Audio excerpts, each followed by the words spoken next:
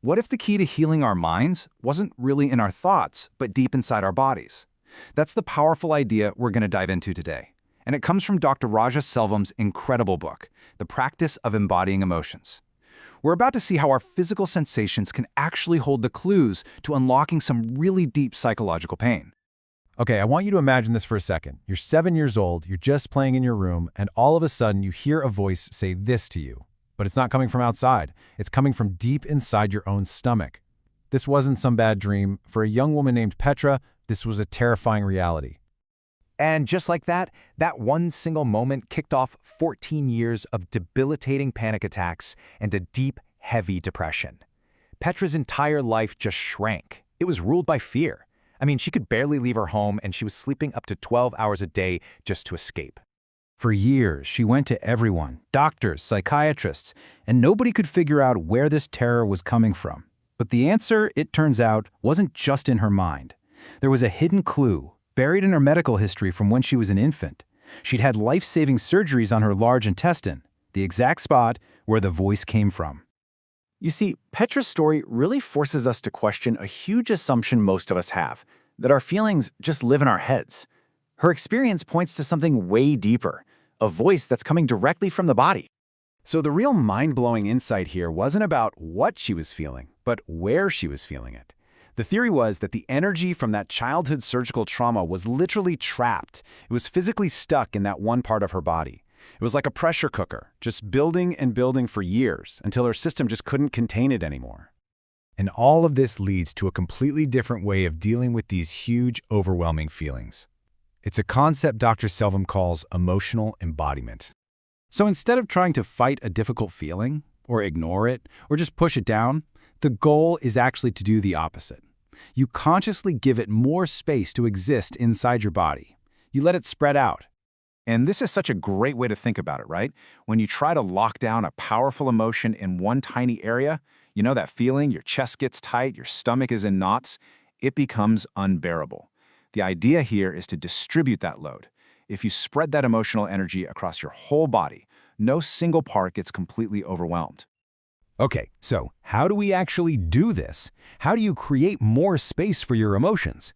Well, it's all about building what you might call a bigger emotional container. You know, our first instinct when we feel pain is to tense up, to try and build a wall around it. But what if that very act of tensing and containing is what creates the symptom, the panic, the migraine, the pain? This approach flips that on its head. Instead of constricting, you have to consciously expand and let the feeling move. And the tools to do this are surprisingly simple. For Petra, she was taught to just notice when the stress was building up in her abdomen. Then she'd place one hand there and her other hand on her leg, and just using her intention, her breath, and some gentle movements, she would guide that energy downward, letting it spread through her legs instead of getting trapped. Now you might be thinking, this all sounds like a really slow, gradual process. But the results of this practice, they can be astonishingly fast and incredibly profound.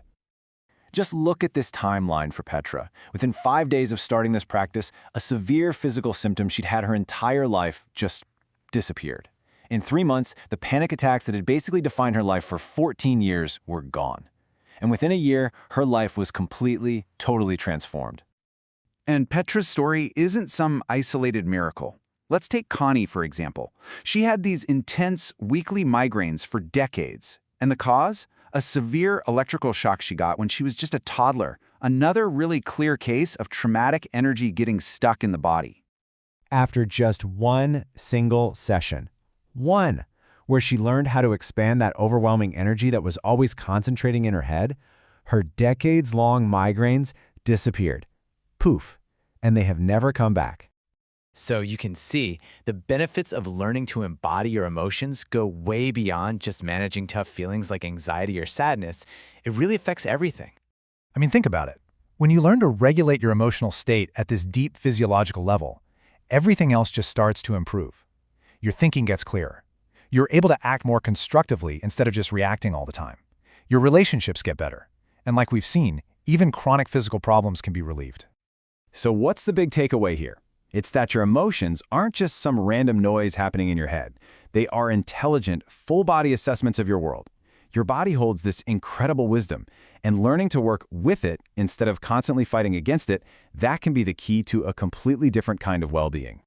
So the next time you feel stressed or angry or sad, I want you to just pause and ask yourself, where am I feeling this? Is it in my chest, my stomach, my shoulders?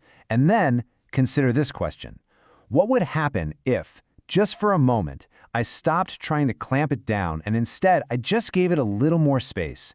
The answer might just change everything.